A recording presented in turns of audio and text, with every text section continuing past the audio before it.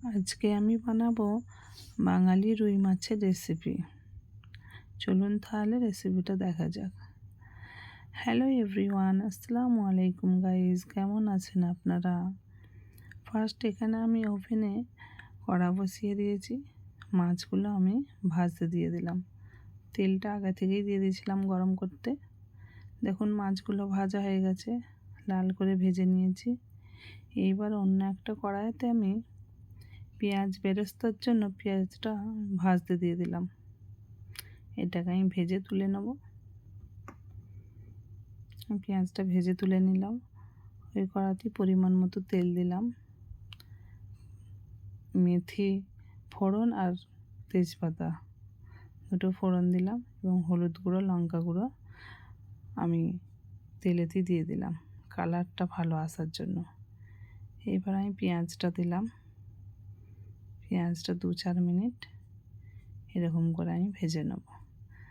এখানে একটা টিপস আছে, আমি ধনেপাতাটা কেন দিলাম, তেলের মধ্যে ধনেপাতাটা দিলে এর কালারটা জ্বলে না, ভালো থাকে এবং একটা সুগন্ধ খুব সুন্দর আসে।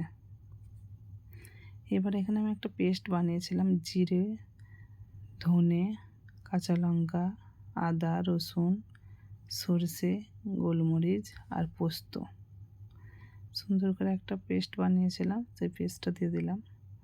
পেস্টটা আমি ভালোভাবে কষিয়ে নিয়েছি। তারপরে আমি টমেটো পেস্ট দিয়ে দিলাম। যখন তেল ছেড়ে দিয়েছিল তখন টমেটো পেস্টটা দেওয়ার পরে ভালোভাবে কষিয়ে নিয়ে আমি পরিমাণ মতো পানি দিলাম। দেখুন পানির ঝোলটা ফুটে উঠেছে, আমি মাছগুলো দিয়ে দিলাম। আপনাদেরকে যদি এই রেসিপিটা ভালো লাগে অবশ্যই বাড়িতে ট্রাই করবেন। খুব সুন্দর রেসিপিটা, এত টেস্টি হয় মুখে লেগে থাকার মতো। আপনারা অবশ্যই বাড়িতে টেস্ট করবেন। এবার আমি টমেটো আর কাঁচা লঙ্কা কুচি দিয়ে দিলাম, দিয়ে ঢাকনা দিয়ে ঢেকে দেবো। 5-7 মিনিট এরকম মিডিয়াম টু হাই ফ্লেমে আমি রাখবো। দেখুন এই পেঁয়াজ বেরেস্তাটা বলেছিলাম না, বেরেস্তা করেছিলাম, সেইটা ভালোভাবে আমি ক্রাশ করে নিয়েছি, দিয়ে আমি দিয়ে দিলাম, দিয়ে ঢাকনা দিয়ে ঢেকে দিলাম। এবার আবার ঢাকনা খুলে দেখুন পুরো একদম রেডি হয়ে গেছে। এইবার আমি সার্ভ করব। ভিডিওটা আর বেশি বড় করব না। দেখুন কত সুন্দর লাগছে আর খেতেও টেস্টি, মাশাআল্লাহ। দেখুন আজকে তাহলে এই পর্যন্ত।